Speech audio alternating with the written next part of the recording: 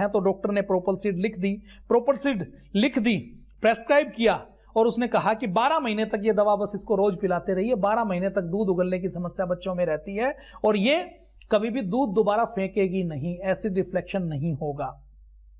उस दवा से सारा की समस्या, एक बार तो ऐसा लगा कि समस्या ठीक होगी, उसका वजन भी थोड़ा बढ़ने लगा। उसके माता पिता ने उसको दूध पिलाना शुरू किया, दवा देना शुरू किया। थोड़े दिन बाद उसकी मां ने उसको दूध पिलाया, दूध पिलाकर उसको अलग कमरे में सुला दिया। उसकी मां ने उसको गुड नाइट किया और अगली सुबह जब 6 बजे उसकी मां जागती है तो देखती है तो उसको सोचती है कि रात को बेटी रोज दूध मांगती थी, रोती थी, आज रात को बेटी रोई नहीं, उसने दूध भी नहीं मांगा। वो दौड़कर जाती है, दौड़कर जाकर जैसे ही वो देखती है तो उसकी बेटी ठंडी हो चुकी है। उसके पति दौड़कर आते हैं, वो देखते हैं कि बेटी तो मर चुकी है। मरने के बाद उनको पता नहीं लग पाता कि बेटी किसके कारण मरी है। और जब ऐसे ही केसेस, छोटी छोटी बच्चियों के अचानक रात को मरने के केसेस पूरे यूएस में अलग अलग जगह आते हैं, तो इसके ऊपर रिसर्च होनी शुरू होती है। और रिसर्च होनी शुरू होती है तो यह पता लगता है कि ये जो डेथ हो रही है ये हार्ट अटैक से हो रही है और इस हार्ट अटैक की जिम्मेदार ये प्रोपल्सिड नाम की दवा है। और इसने केवल छोटे बच्चों की डेथ नहीं की, गैस एसिडिटी के नाम पर ये जो दवा खिलाई गई इसने बड़ों की भी जान ली। और बड़ों की जान ली, इसके ऊपर फिर रिसर्च की। कंपनी को कहा गया कि आपकी दवा से ये नुकसान है, तो कंपनी बार बार मुकरती रही। जैसे कैंसर के केस में जॉनसन एंड जॉनसन ने कहा ना कि हमारा तो बहुत अच्छा है, हमारे में तो कोई दिक्कत नहीं है, हमारा तो कोई समस्या की बात नहीं है, हमारे पाउडर में तो है ही नहीं कोई एस्बेस्टस नाम की चीज, हम तो कुछ नहीं मिलाते, इससे तो कैंसर हो ही नहीं सकता। बार बार हलफनामा देकर ये फार्मा कंपनियां झूठ बोलती हैं। झूठ बोलने के लिए पूरी दुनिया के महंगे से महंगे वकील को ये रखती हैं, वकील को हायर करती हैं, करोड़ों रुपए की फीस ये दे सकती हैं। आप देखिए वो कंपनी कितनी मजबूत होगी जो 1,32,000 करोड़ का जुर्माना दे सकती है। तो एफडीए ने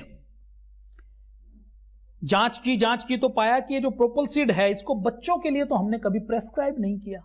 तो ये फार्मा कंपनियां एक और पाप करती हैं, किसी दवा को प्रेस्क्राइब किया गया एक बीमारी के लिए, लेकिन ये उसकी बिक्री बढ़ाने के चक्कर में जिसको उसकी जरूरत नहीं है उसको भी ये दवा खिला देती हैं। ये दवा केवल बड़ों के लिए थी और बड़ों के लिए भी नुकसान करती थी। इस दवा को जॉनसन फार्मा ने जानबूझकर छोटे छोटे 2-2, 4-4 महीनों के बच्चों को दिया, जिनकी बॉडी इस दवा के साइड इफेक्ट को झेल ही नहीं कर सकती थी। ऑफ लेवल इसका इस्तेमाल किया और पता लगा कि 58,000 बच्चों में से लगभग 20% बच्चों ने, उस सर्वे में उन्होंने देखा कि ये जो 2, 4, 5 महीने के दौरान में जो बच्चे हुए हैं इसमें 58,000 में से 11,000 बच्चों ने प्रोपल्सिड का उपयोग किया था। और कितने सैकड़ों बच्चे मरे होंगे, कितनों के हार्ट में ऐसे डिफेक्ट आए होंगे जो आगे जाकर हार्ट की बीमारियों के कारण बने होंगे, आप अंदाजा लगा लीजिए।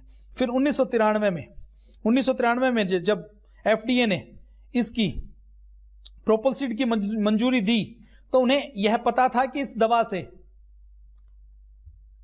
जो हार्ट का कार्डियोग्राम है उसमें कुछ डिस्टरबेंस तो आती है, समस्या तो होती है, लेकिन ये मृत्यु का कारण बन सकती है ऐसा अंदाजा उन्होंने भी नहीं लगाया था। बाद में जब पूरी जांच की तो पूरी जांच करने के बाद एफडीए, हालांकि फार्मा कंपनी को यह पता थी कि इससे यह नुकसान होता है, उन्होंने मंजूरी लेते हुए एफडीए के अधिकारियों को प्रभावित कर दिया और छोटी सी पतली सी लाइन में एक चेतावनी लिखवा दी कि इससे हार्ट की थोड़ी सी समस्या हो सकती है। और छोटे बच्चों को क्या नुकसान हो सकता है इसके बारे में कोई जानकारी नहीं दी।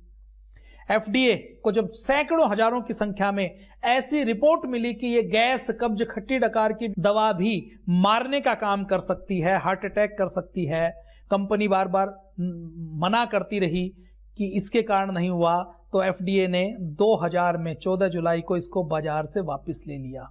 अब आप कमाल की बात देखिए, भारत में 2011 तक ये दवा बिकती रही। फरवरी 2011 में इस दवा को भारत में बैन किया गया। मतलब अमेरिका में जिस चीज को 2000 में बेचना बंद कर दिया, 2-2 महीने की बच्चियों की जिससे जान जाती है, भारत के अंदर ऐसा कोई तंत्र नहीं है जो अमेरिका से सीख ले सके कि हमारे यहां जांच नहीं होती तो कम से कम अमेरिका ने यदि उस दवा को बैन किया है तो हम भी उसके ऊपर बैन लगा दें। 2011 में जब बहुत से सामाजिक कार्यकर्ताओं ने आवाज उठाई, बोला कि जब दवा ये अमेरिका में नहीं बिक सकती तो भारत में क्यों बिकती है, तब जाकर इसके ऊपर बैन लगाया गया। तो ऐसा षड्यंत्र है। आप गंभीर बीमारियों की बात छोड़ दीजिए, आप अगर गैस, कब्ज, खट्टी डकार के लिए, सामान्य बुखार के लिए, सर्दी के लिए आप किसी केमिस्ट से या किसी डॉक्टर से एलोपैथी की दवा खाते हैं तो सोच समझ कर खाइए कि वो दवा कहीं आपके हार्ट अटैक का कारण ना बन जाए। ऐसे ऐसे लोगों को ये गैस, कब्ज, खट्टी डकार की भी दवा मानती हैं, जिन्होंने कभी शराब नहीं पी, कभी धूम्रपान नहीं किया, कभी अनियमित जीवन शैली जिनकी नहीं हुई, कभी जिन्होंने कोई जंक फूड नहीं खाया। और छोटे बच्चे, उसके बारे में तो ये माना जाता है कि ये तो भगवान के रूप है, इनकी जो बॉडी है वो तो बिल्कुल निर्मल है, इसके अंदर तो कोई कमी नहीं है। उनके शरीर को जब ये खत्म कर सकती है तो आप अंदाजा लगाइए ये कितना बड़ा नुकसान कर सकती है। ऐसे ही एक ऐसी बीमारी है जिसके इस पूरी दुनिया में सबसे ज्यादा रोगी है, गठिया, अर्थराइटिस। 20 प्रकार का अर्थराइटिस होता है, अलग अलग उसके नाम दे सकते हैं। आयुर्वेद में इसका एक ही नाम दिया गया कि वात रोगों के कारण होता है। इस अर्थराइटिस के सैकड़ों उपचार आयुर्वेद में है, जीवन शैली में है। हरसिंगार के पत्तों से इसका उपचार हो सकता है, इसका उपचार गिलोय से हो सकता है। इसके उपचार के लिए बहुत से रस बनाए गए हैं, रसायन बनाए गए हैं, अवलेह बनाए गए हैं, वटियां बनाए गए हैं। तो ये गठिया की दवा हार्ट फेल का कैसे कारण बनती है? एक साल्ट है, तो रोफेकोक्सिब नाम का एक साल्ट खोजा गया कि इससे अर्थराइटिस के रोगियों को बड़ी राहत मिलेगी, बड़ा लाभ मिलेगा। व्योक्स के नाम से एक ब्रांड बनाया गया। एफडीए ने मई 1999 में ऑस्टियो अर्थराइटिस के लिए, जोड़ों के दर्द के लिए, रूमेटॉइड अर्थराइटिस के लिए इसको अप्रूव किया गया। मर्क नाम की कंपनी ने इसको बनाना शुरू किया। मर्क फार्मा की एक बड़ी कंपनी है और 8 करोड़ लोगों ने यह दवा खाई। जोड़ों के दर्द के रोगी भारत में भी खूब हैं, पूरी दुनिया में सबसे अधिक यदि क्रोनिक डिजीज के रोगी हैं तो जोड़ों के दर्द के रोगी हैं। और जोड़ों के दर्द के रोग का कारण और उसका निवारण एलोपैथी में फार्मा माफिया के पास कुछ नहीं है। जोड़ों के दर्द के लिए एलोपैथी केवल पेन मैनेजमेंट का काम करती है। 2004 तक 8 करोड़ लोगों को इसका प्रेस्क्रिप्शन किया गया। मर्क फार्मा कंपनी ने ये जोड़ों के दर्द की व्योक्स दवा बेचकर उन्होंने 18,000 करोड़ की बिक्री की। 18,000 करोड़ की बिक्री केवल एक दवा को बेचकर 5 साल के अंदर की। मर्क कंपनी ने व्योक्स के अप्रूवल के डाटा के विस्तार और बिक्री को बढ़ावा देने के लिए नकली रिसर्च पेपर छापा। दी विगोर के नाम से उन्होंने रिसर्च पेपर एक अच्छे जर्नल में प्रकाशित किया।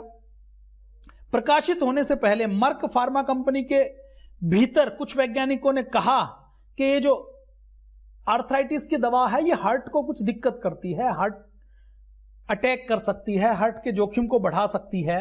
लेकिन कंपनी के अधिकारियों ने अपने वैज्ञानिकों की बात पर ध्यान नहीं दिया। उनको तो केवल एक ही दिखाई दे रहा था कि पूरी दुनिया में आर्थराइटिस के करोड़ों रोगी हैं, हमें तो उन रोगियों से अपना धन कमाना है। 2004 में जब ये पूरी तरह से बदनाम हो गया ब्रांड और जब लोगों को पता लग गया कि लोगों को इससे हार्ट अटैक होता है, तो इस कंपनी ने दवा को वापस ले लिया और 5 सालों तक वो लगातार दवा को लिखते रहे, अपने ब्रांड की बिक्री करते रहे और जानकारी को छुपाते रहे। और इस अकेली एक दवा के कारण 88,000 से 1,40,000 गंभीर हार्ट फेलियर के, गंभीर दिल की बीमारियों के मामले सामने आए। अमेरिका छोटा सा देश है, 33 करोड़ 35 करोड़ की आबादी का। उस समय अगर मैं 2004 की बात करूं तो उस समय तो 25 करोड़ के आसपास आबादी रही होगी, 20 से 25 करोड़। 20 से 25 करोड़ में जिनको आर्थराइटिस की समस्या है वो 50-60 साल के उम्र की, मैं बड़े की बात करूं तो 4-5 करोड़ रोगी रहे होंगे। उन 4-5 करोड़ में भी लगभग 1.5 लाख लोगों में गंभीर दिल की बीमारी पैदा करने का काम। जोड़ों का दर्द तो ठीक नहीं हुआ, केवल झूठा पेन रिलीफ मिला, पेन मैनेजमेंट मिला, लेकिन दिल की बीमारी और लग गई। ऐसा काम ये एलोपैथी की दवाई करते हैं। द लैंसेट एक बहुत अच्छा रिसर्च पेपर है जिसको बड़ा प्रतिष्ठित माना जाता है। 2004 में उसने एक स्टडी की और वो कहते हैं कि व्योक्स नाम की ये आर्थराइटिस की दवा लेने के बाद 88,000 लोगों को दिल का दौरा पड़ा और उसमें से आधे से ज्यादा व्यक्ति तो मर गए, जिनको बचाया नहीं जा सका। और जिनको इसके कारण हार्ट की बीमारी हुई होगी उसमें तो 8 के 8 करोड़ लोगों को कहीं ना कहीं हार्ट को नुकसान पहुंचा है। तो ऐसा फार्मा कंपनियां करती है। मार्च 2006 तक व्योक्स से जुड़ने वाली, जिसमें हार्ट को खराब करने वाली घटनाएं और मर्क ने जो चेतावनी नहीं दी उसके ऊपर 10,000 से ज्यादा मामले और मुकदमे दर्ज हुए। मर्क कंपनी का ये जो वियोक्स है, ये इसको बहुत सुपर प्रोडक्ट माना जाता था, अल्टीमेट प्रोडक्ट माना जाता था। ये माना जाता था कि ये कंपनी की बहुत कमाई को बढ़ाता है। 3 साल बाद 2007 में मर्क ने 27,000 मुकदमों के निपटाने के लिए 36,000 करोड़ रुपए का जुर्माना भरा। तो आप कल्पना कर लीजिए कि ये फार्मा लॉबी कितनी खतरनाक है। 27,000 लोगों ने तो मुकदमा किया। ऐसे लाखों लोग होंगे, करोड़ों लोग होंगे जिन्होंने कोई मुकदमा नहीं किया, जिन्होंने केवल झेला, जिनके ऊपर साइड इफेक्ट उतने गंभीर आए नहीं थे। और हम कंपनी जिसको ये मानते हैं कि ये कंपनी तो बहुत अच्छी है, ये कंपनी तो बहुत अच्छी रिसर्च करती है, हमें जो दवाई लिखी जा रही है वो तो डॉक्टर लिखता है, डॉक्टर और वैज्ञानिक तो बहुत बड़ी रिसर्च करते हैं, और ये जो दवाई महंगी बेचते हैं तो एक शिगुफा छेड़ते हैं कि हमारी दवाई महंगी इसलिए है कि इस महंगी दवाई को बनाने में हमने बहुत से पैसे खर्च किए हैं, रिसर्च में पैसे खर्च किए हैं। ये सारा झूठ है। अगर एफडीए को ये मूर्ख बना सकते हैं अमेरिका जैसे देश में, जोड़ों के दर्द के लिए 5 साल तक वो हार्ट फेल करने वाली दवाई बेच सकते हैं, तो भारत में क्या स्थिति होगी आप अंदाजा लगाकर देख लीजिए। भारत में भी दिसंबर 2004 में इसको बैन किया गया, लेकिन भारत में कितने मुकदमे हुए, कितनों को मुआवजा मिला, इसकी कोई जानकारी नहीं है। भारत के अंदर तो या तो कोई मुकदमा करता नहीं, करता भी है तो अदालत में वो जीतकर फार्मा कंपनी को हरा पाएगा, ऐसा हमारे यहां मजबूत कानूनी व्यवस्था अभी तक दिखाई नहीं देती। अब मैं अगर एक और बात करूं, दूसरे साल्ट की बात करूं, non steroid anti inflammatory drug valdecoxib. ये जो वाल्डेकोक्सिब है इसको 1995 में पेटेंट करवाया गया। इसको ब्रांड नेम वेक्स्टा के नाम से बेचा जाता था।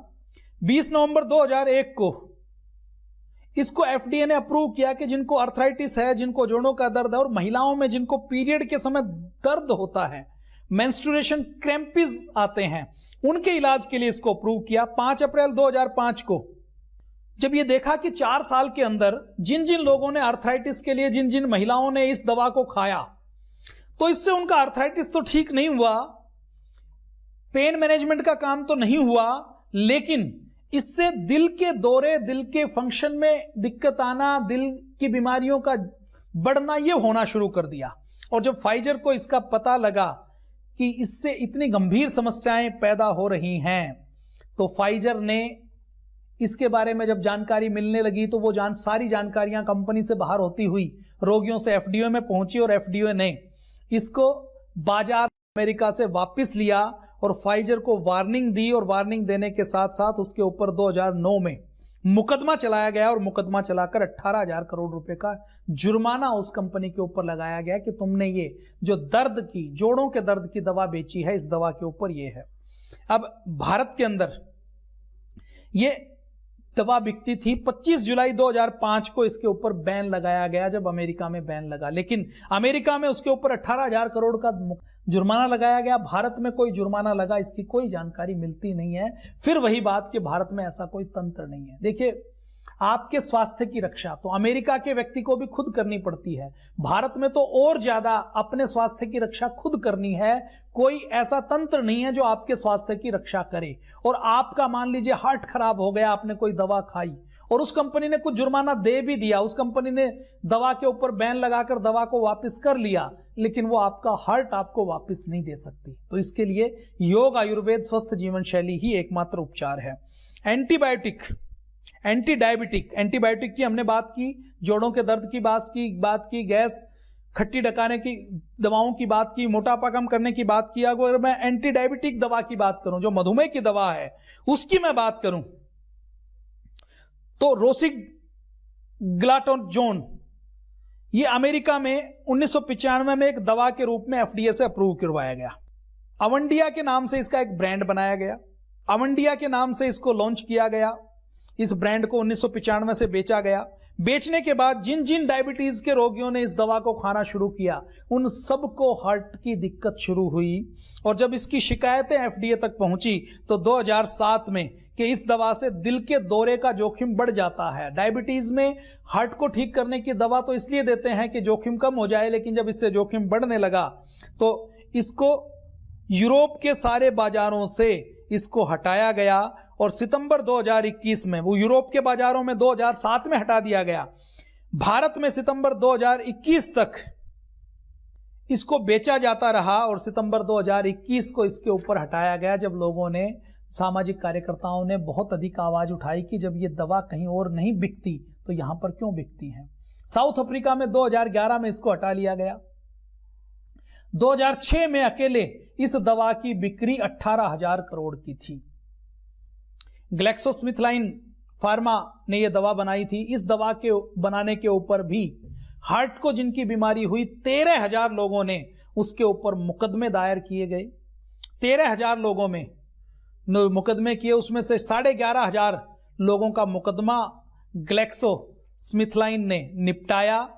और बाद में जो रिसर्च हुई उसमें यह पता लगा 2011 में कि ये डायबिटीज को दूर करने की दवा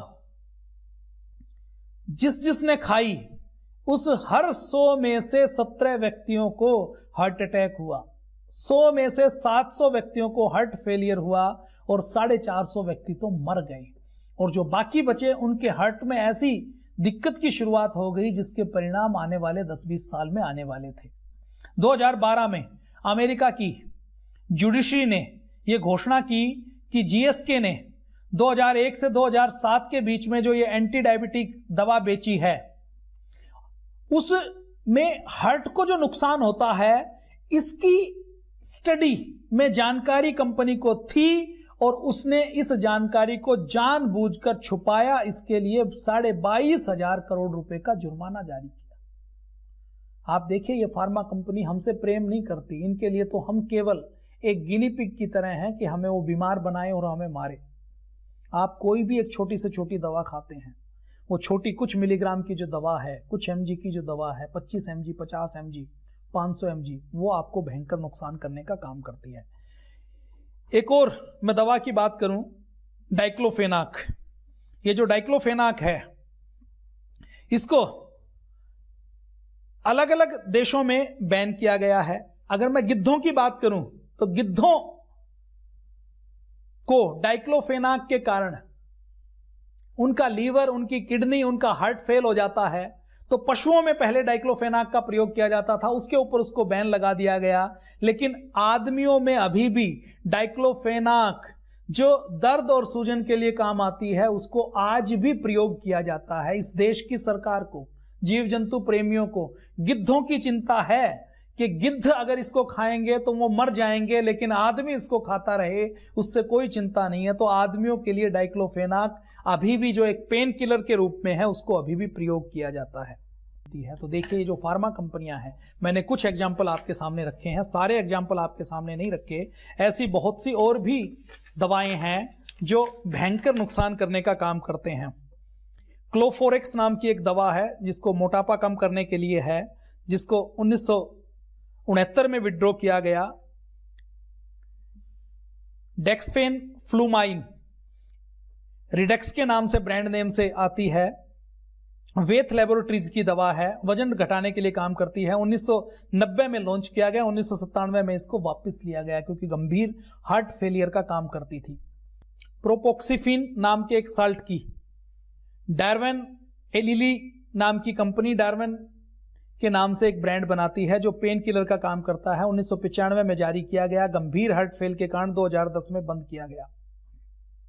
ऐसे ही रोक्सेन नाम की एक कंपनी मस्तिष्क के विकारों के लिए एक दवा बनाती थी। 1993 में इसको लॉन्च किया गया, 2003 में इसको बंद किया गया। सामने आप देख रहे हैं, प्रोगेलाइड नाम का एक साल्ट खोजा गया, परमैक्स नाम का एक ब्रांड बनाया गया, पार्किंसन के लिए उपचार का दावा किया गया। 1988 में इसको लॉन्च किया गया, 2007 में इसके ऊपर बैन लगाया गया। ऐसे ही प्रीनिलामाइन नाम का एक साल्ट खोजा गया, सेगोंटिन के नाम से ब्रांड बनाया गया। हाई ब्लड प्रेशर के इलाज का दावा किया गया। 1960 से लेकर 1988 तक 28 साल तक इसको बेचते रहे। लोग सोचकर ये खाते थे कि बीपी ठीक होगा, बीपी तो ठीक हुआ नहीं, हार्ट की बीमारी और लग गई। ऐसे ही सब दवाओं को 10-10, 20-20 साल तक बेचा जाता रहा। जब बहुत लोगों ने ध्यान देकर पता लगाया कि इससे तो नुकसान हो सकता है, तो जाकर इनके ऊपर बैन लगा है। तो आप समझ सकते हैं फार्मा लॉबी कितनी खतरनाक है, किस प्रकार से हम सबको बीमार बनाना चाहती है। तो जय हिंद, वंदे मातरम, भारत माता की जय।